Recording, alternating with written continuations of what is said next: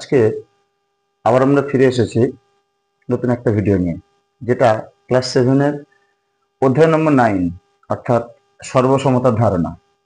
দেখো, হঠাৎ করে এই টপিকটা চুজ করার একটা কারণ আছে। কারণ হচ্ছে, তোমাদের সেকেন্ড টার্ম প্রায় আসন্ন, আর মাস দেড়েক মতো সময় হাতে আছে। তো এই 1.5 মাসে যেহেতু আগের তো অন্যগুলো শেখানো হয়েছে, পাটিগণিত, বীজগণিত, যা এগুলো সব আগে হয়েছে, এবার তো ধরো জ্যামিতি গুলো শুরু হবে। তো জ্যামিতির একটা গুরুত্বপূর্ণ পয়েন্ট, অর্থাৎ জ্যামিতির মেরুদণ্ড বলতে পারো, সেটা হলো উপপাদ্য। আর সেই উপপাদ্য এই সর্বসমতা ছাড়া হবে না। মাছ যেমন জল ছাড়া থাকে না, সর্বসমতা ছাড়া উপপাদ্য তেমন সর্বসমতা ছাড়া থাকে না। তো সেই জন্য আমাদের এই উপপাদ্যটা শেখাটা খুব জরুরি। এবং অনেকে আর উপপাদ্য শিখতে গেলে সর্বসমতা লাগবে, অনেকে ভুলে গেছো। সেই সিদ্ধান্ত থেকে আমার মনে হলো যে সর্বসমতার উপর একটা ক্লাস দিই। তো চলো, এই কথা না বাড়িয়ে আমরা শুরু করি। সর্বসমতা কি জিনিস সেটা জানার চেষ্টা করি। দেখো, সর্বসমতা কি এটা জানতে হলে প্রথমে আমি বলবো যে সর্বসমতা হলো সর্বসম, এটা হলো একটা ঘটনা।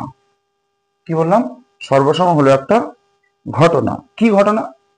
যে কোনো একটা জ্যামিতিক চিত্র, যদি সেটাকে নিয়ে আর একটা কোনো জ্যামিতিক চিত্রের সঙ্গে, যদি একটা জ্যামিতিক চিত্র নিয়েছি, তাকে আমি ঘুরিয়ে ফিরিয়ে এদিকে সেদিকে নাড়িয়ে চাড়িয়ে যে কোনো ভাবে যদি আর একটা জ্যামিতিক চিত্রের সঙ্গে হুবহু মিলে যায়, তাহলে আমরা বলবো কি, যে সেই দুটো জ্যামিতিক চিত্র হলো সর্বসম। আবার বলছি, সর্বসম হলো একটা ঘটনা। কি ঘটনা? যে ঘটনাটা হচ্ছে যে একটা জ্যামিতিক চিত্র, যে জ্যামিতিক চিত্রটা অপর একটা জ্যামিতিক চিত্রের সঙ্গে ঘুরিয়ে ফিরিয়ে বা এদিক সেদিক বাঁকিয়ে আমরা ওটাকে মিলিয়ে দেব। মিলিয়ে দিলে তখন আমরা বলবো কি, যে সেই দুটো জ্যামিতিক চিত্র হচ্ছে কি, পরস্পর সর্বসম। আর এই যে সর্বসম, এই যে পুরো ঘটনাটা যে ধর্মের কারণে ঘটছে, সেই ধর্মটাকে আমরা বলছি কি, সর্বসমতা। তাহলে আমরা বুঝলাম যে সর্বসম হলো একটা ঘটনা, আর সর্বসমতা হলো একটা ধর্ম বা বৈশিষ্ট্য। এটা আমরা বুঝলাম যে সর্বসম কি জিনিস আর সর্বসমতা কি জিনিস। এখন এই সর্বসম বলো আর সর্বসমতা যাই বলো না কেন, সর্বসমতা জিনিসটা কিন্তু জ্যামিতির সবার সঙ্গে সম্পৃক্ত নয়। কার কার মধ্যে সম্পৃক্ত? শুধুমাত্র ত্রিভুজের ক্ষেত্রে। দেখো, সর্বসম চতুর্ভুজ বলে কিছু হয় না, সর্বসম বৃত্ত বলে কিছু হয় না, সর্বসম সরল রেখা বলে কিছু হয় না। শুধুমাত্র যেটা হয় কি, সর্বসম ত্রিভুজ। আর যেহেতু সর্বসম ত্রিভুজ হয়, তাহলে কোন কোন ক্ষেত্রে বা কোন কোন কন্ডিশন স্যাটিসফাই করলে আমরা বলবো যে সেই ত্রিভুজ দুটো সর্বসম, অর্থাৎ সেটাকে আমরা বলছি কি, সর্বসমতার শর্ত। তো চলো, সর্বসমতার শর্ত কি কি, অর্থাৎ দুটো ত্রিভুজ কোন কোন কন্ডিশন স্যাটিসফাই করলে সর্বসম হবে, সেটা আমরা জানার চেষ্টা করি। সেইটাকে বলা হয় সর্বসমতার শর্ত।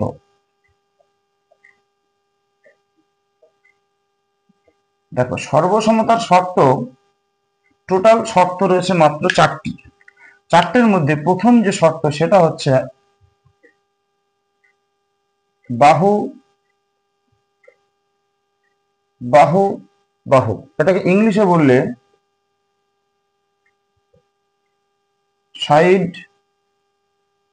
Side side. এটাকে সংক্ষেপে যেটা বলা হয় সেটা হলো এস এস এস, মানে সাইড সাইড সাইডের প্রত্যেকের প্রথম ইংরেজি অক্ষর নিয়ে এস এস এস এটা তৈরি হয়েছে। দ্বিতীয় শর্ত যেটা, সেটা হচ্ছে এই যে মাঝখানে যে বাহুটা দেখছো, মাঝখানের বাহুটাকে কোণ করে দাও, তাহলে কি হবে? বাহু কোণ বাহু। ইংলিশে লিখলে কি হবে? Side angle side. আর সংক্ষেপে লিখলে কি হবে? S A S. নাম্বার 3। এবার 3 নম্বরটা কি হবে দেখো, একদম মনে রাখো, খুবই সহজ। 3 নম্বরটা হচ্ছে বাহুগুলোকে কোণ করে দাও আর কোণগুলোকে বাহু করে দাও। তাহলে দেখো, এই বাহুটাকে আমি করে দিলাম কি, কোণ। এই কোণটাকে করে দিলাম কি, বাহু। আর এই যে বাহু আছে দেখো, তার পরের বাহুটাকে আমি করে দিলাম কি, কোণ। তাহলে ইংরেজিতে দেখো কি হবে, কোণটাকে লেখা হয় ইংলিশে অ্যাঙ্গেল, বাহুটাকে লেখা হয় ইংলিশে সাইড, এটা হবে অ্যাঙ্গেল। সংক্ষেপে আমরা কি লিখবো দেখো, প্রত্যেকের প্রথমটা নিয়ে এ এস এ, এটা পেলাম আমরা কি 3 নম্বর শর্ত। লাস্ট অ্যান্ড ফাইনাল শর্ত যেটা সর্বসমতার, সেটা হলো সমকোণ অতিভুজ এবং বাহু। দেখো সমকোণ, এটার ইংলিশে বলা হয় রাইট অ্যাঙ্গেল।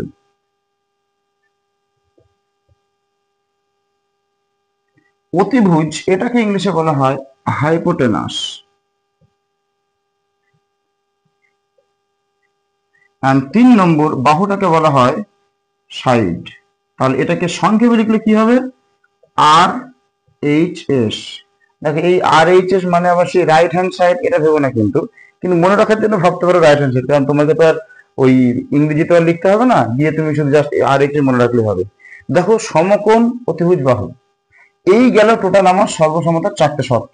এবার আমরা কি শিখবো, যে এইগুলো কোন কোন ক্ষেত্রে হয় বা কখন বাহু কেমন কি জিনিস কি সে সম্পর্কে আমরা জানবো। তো চলো প্রথম যেটা শর্ত সেটা আমরা জানার চেষ্টা করি। প্রথম নাম্বার 1, দেখো বাহু বাহু বাহু যে কোনো দুটি ত্রিভুজ, যে কোনো একটা ত্রিভুজ মনে করো, এই একটা ত্রিভুজ নিলাম, আর একটা ত্রিভুজ মনে করো আমি এরকম নিলাম, এর এই বাহুটা মনে করো 3 সেমি, এই ত্রিভুজের এই বাহুটা 3 সেমি। তাহলে দেখো আমি একটা বাহুকে সমান দেখালাম। নিচের বাহুটা মনে করো 5 সেমি, এদিকেও মনে করো এই বাহুটা 5 সেমি। দেখো আমি ইচ্ছা করে কিন্তু নিচেরটা নিইনি, কারণ দেখে তোমাদের মনে হবে কি যে একরকম, তাই সেই কারণে এটা 5 ওটা 5। তাহলে বলছে যদি 3 নম্বরটা অর্থাৎ এই বাহুটা যদি এর 7 হয়ে থাকে, তাহলে এই বাহুটা সর্বসম যদি এই দুটো ত্রিভুজ হয়, তাহলে সেটা অবশ্যই কি হবে? 7 সেমি। তারপরে কি যাই হোক না কেন মোটামুটি তোমার 3টে বাহু সমান হতে হবে, এটা হচ্ছে মধ্যে কথা। সেই উপরে থাক নিচে থাক এদিক থেকে যা তুমি আগে পরে দেখো কোনো সমস্যা নেই। যদি হয় তখন আমরা বলবো কি যে 1 নম্বর ত্রিভুজ আর এই 2 নম্বর ত্রিভুজ, এই দুটো ত্রিভুজ সর্বসম। দেখো সর্বসমের চিহ্নটা এরকম যে দুটো সমান সমান দাগ দেবে, দিয়ে তার উপরে এইটা একটু বাঁকিয়ে দেবে, মানে চিহ্নটা হচ্ছে আসন্ন মানের চিহ্ন আর সমান সমানের চিহ্ন দুটোর সংমিশ্রণ। আসন্ন মানের চিহ্ন কেমন ছিল? আসন্ন মানের চিহ্ন ছিল দেখো দুটো সব এরকম, আর সমান সমানের চিহ্ন হচ্ছে এইটা, দুটোকে মনে হচ্ছে যেন দুটো যোগ করলে দেখো এরকম একটা চিহ্ন আসছে। এটা গেল সর্বসমতার চিহ্ন, মানে এটা হচ্ছে সর্বসম চিহ্ন। বল তার এটা কোন কন্ডিশনে হলো? সাইড সাইড সাইড, তার মানে কি যে কোনো 3টে বাহুকে সমান দেখালে আমাদের হয়ে যাবে যে কোনো মনে। এটা গেল কি শর্ত নাম্বার 1। চলো এবার আমরা শিখবো কোনটা। তাহলে আমাদের শর্ত নাম্বার 1টা কমপ্লিট হলো, এটা আমাদের হয়ে গেছে। চলো এরপরে আসছি শর্ত নম্বর 2। শর্ত নম্বর 2টা কি আছে দেখো তো, বাহু কোন বাহু, তার মানে সাইড অ্যাঙ্গেল সাইড। এখানে কি পয়েন্ট আছে একটা, মানে গুরুত্বপূর্ণ পয়েন্ট, সেটা হচ্ছে দেখো এই যে এটা দেখো তো কোথায় আছে? দুটো এসের মাঝখানে। এর মানে কি? দুটো এস মানে দুটো সাইড, মানে দুটো বাহু থাকবে, সেই দুটো বাহুর মাঝখানের কোনটা সমান হতে হবে। রিপিট, আমি আবার বলছি, দেখো দুই দিকে দুটো সাইড আছে, সেই সাইড দুটোর মাঝখানের কোনটাকে সমান হতে হবে। যে কোনো কোন সমান নয় কিন্তু, এই ধারণাটা ক্লিয়ার করো আগে। দেখো যে কোনো একটা ত্রিভুজ নিলাম আমি, এদিকে মনে করো আমি যে কোনো একটা ত্রিভুজ নিলাম, এই ত্রিভুজটা দেখো এই সাইডটা মনে করো 3 সেমি, ওদিকে মনে করো এটাও 3, এইটা মনে করো তোমার 4, ওইদিকে মনে করো এইটা 4। তাহলে দেখো 3 সেমি 4 সেমি হয়েছে, তার মানে কি দেখালাম? দুটো বাহু দেখিয়েছি। এখন আমার বাকি পড়ে আছে কোনটা? শুধুমাত্র একটা কোণ। তো চলো কোন কোন কোনটা হবে দেখি কি মনে হচ্ছে? যে কোনো একটা কোণ? অত সহজ না, আবার খুবই সহজ। কিরকম জানো? দেখো কোণ মানে হলো যে কোনো কোণ না, এই দুটো বাহুর মধ্যবর্তী কোণ। দেখো তো এই যে 3, এই যে 3 আর এই 4, এই দুটো মধ্যবর্তী কোণ কোনটা? এইটা না? এটা মনে করো আমি বোঝানোর জন্য বললাম যে এটা 30 ডিগ্রি। তাহলে ওখানটায় এই ত্রিভুজ আর এই ত্রিভুজ দুটো সর্বসম হতে গেলে কোন কোনটা 30 ডিগ্রি হতে হবে? বুঝতেই পারছো, ওই দুটো বাহুর মধ্যবর্তী কোণ, অর্থাৎ এই উপরের দিকের কোণটা কিন্তু 30 ডিগ্রি হতে হবে, আদারওয়াইজ এটা সর্বসম হবে না। যদি কেউ মনে করে যে এখানে 30 আর এখানটায় 30, এইটা 30 হলে সর্বসম হয়ে যাবে, সে মারাত্মক বড় ভুলের মধ্যে আছে, এটা কখনো সম্ভব নয়। আর এরকম দেখলে অবস্থা শোচনীয়। তাহলে সেকেন্ড কন্ডিশন কি বুঝলাম? যে যে দুটো বাহু আমি সমান দেখাবো, সেই দুটো বাহুর মধ্যবর্তী কোণটা হতে হবে, কিন্তু যে কোনো কোণ না।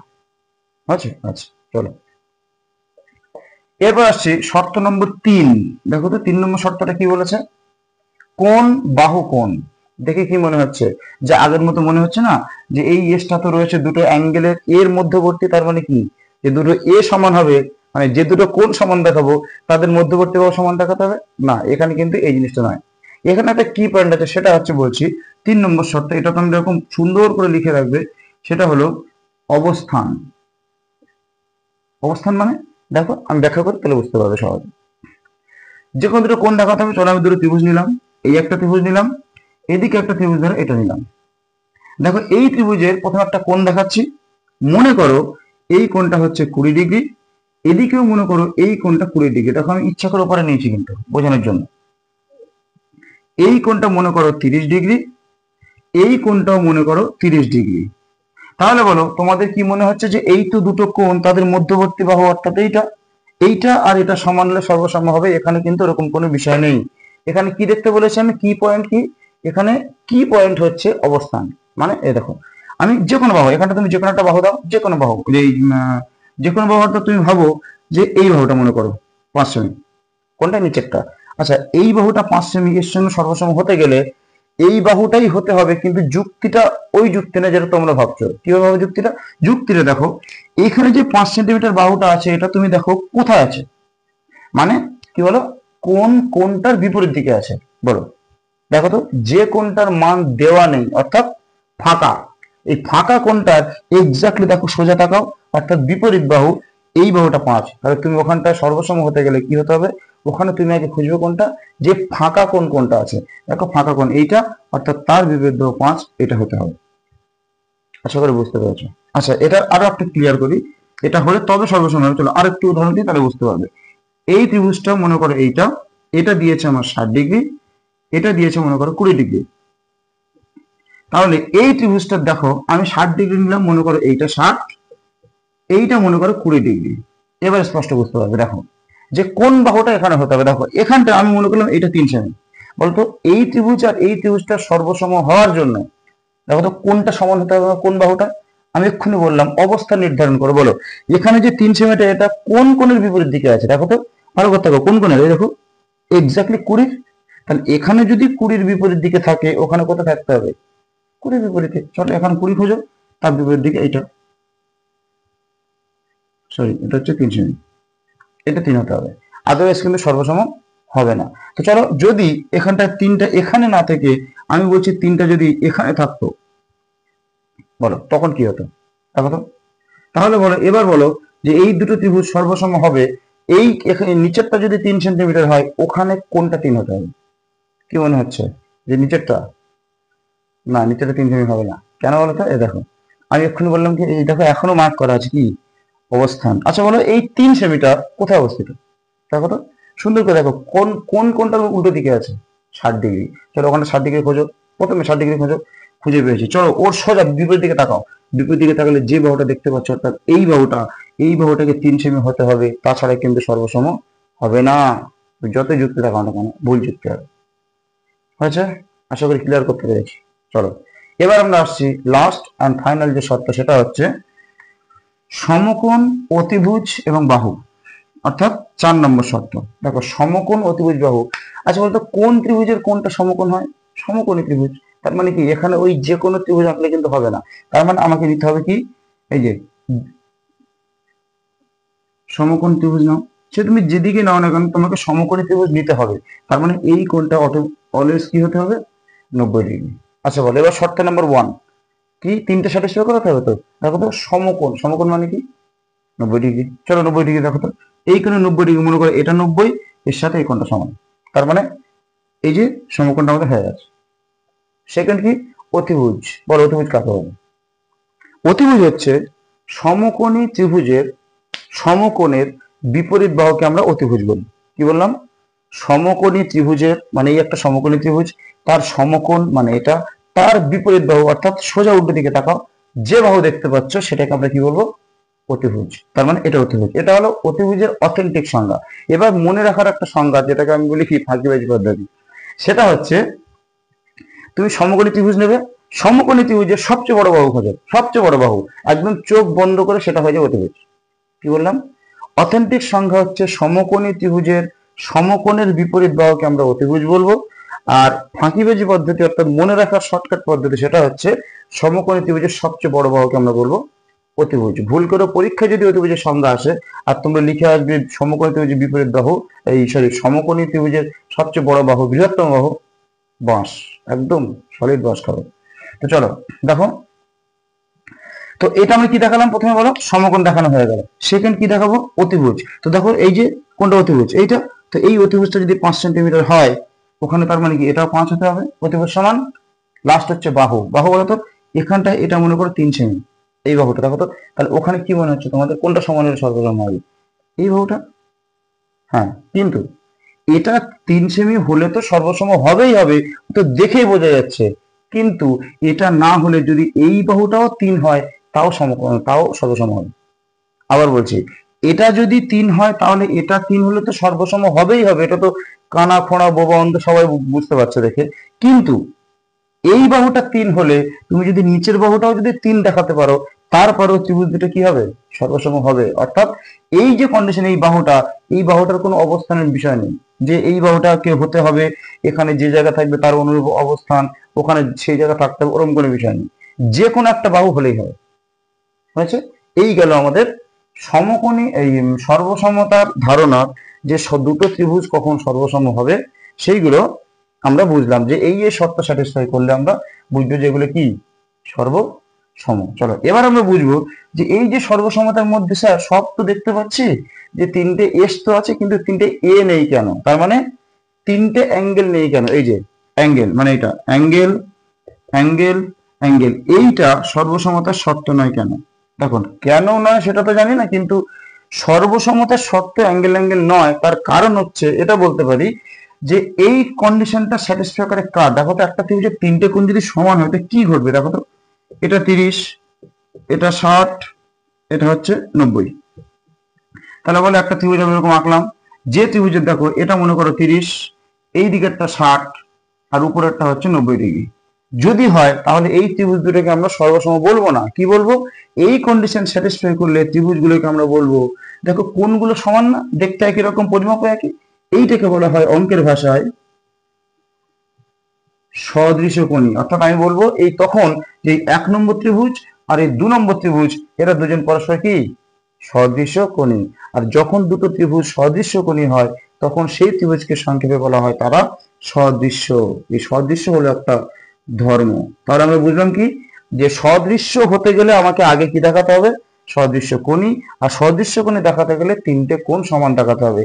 তোমাদের 10 পর্যন্ত যতগুলো উপপাদ্য আছে সবগুলো উপপাদ্য হবে আমাদের এই শর্তগুলো দিয়ে, শুধুমাত্র একটা উপপাদ্যের প্রমাণ হবে এইটা দিয়ে, সেটা হচ্ছে ক্লাস 10-এ আছে। সদৃশ্যতা বলে ওদের একটা চ্যাপ্টার আছে, এই সদৃশ্যতার নামেই ওই চ্যাপ্টারে একটাই মাত্র উপপাদ্য আছে, যে উপপাদ্যটা প্রমাণ হবে শুধুমাত্র এই শর্ত দিয়ে, আর এগুলো ওখানে লাগবে না। তো এবার দেখো আমরা অনেক কিছু শিখলাম, অনেক কিছু বুঝলাম, কেন হচ্ছে না কি হ্যানা তেনা সব শিখেছি। এবার আমরা একটা ফাইনাল কনক্লুশনে যাব, অর্থাৎ সিদ্ধান্ত। কি সিদ্ধান্ত, যে ত্রিভুজ তো আপনি বললেন যে কোন ত্রিভুজের কোনটা কি, এটা আমরা শিখলাম, এটাও শিখলাম যে কোন ত্রিভুজের কোন শর্ত হলে কি হয়। এখন এইটা একটা ফাইনাল সিদ্ধান্ত দিয়ে দিন। কি, আবার বলছি, কোন ত্রিভুজের ক্ষেত্রে আমরা কোন সূত্র নিয়ে ভাববো। দেখো সব তো সাইড সাইড সাইড এসব শিখেছি। দেখো প্রথম কথা হচ্ছে এই যে লাস্টেরটা সমকোণ আছে, এটা দেখে তোমরা বুঝতে পারছো যে যদি শুধুমাত্র সমকোণী ত্রিভুজ হয় তার ক্ষেত্রে এই শর্তটাই অ্যাপ্লিকেবল, আর কোনো শর্তে কিন্তু অ্যাপ্লিকেবল নয়।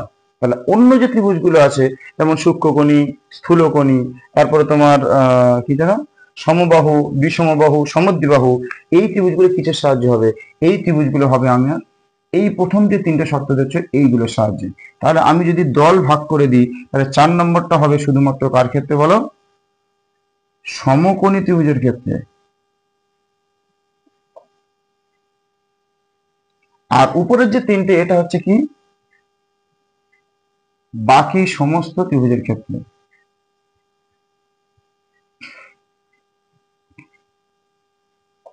চলো এই গেল আমাদের ডিস্ট্রিবিউশন, ভাগ করে দিলাম, আর যেন কোনোদিন কনফিউশনের মধ্যে না ঢুকতে হয়। আশা করি বুঝতে পেরেছ।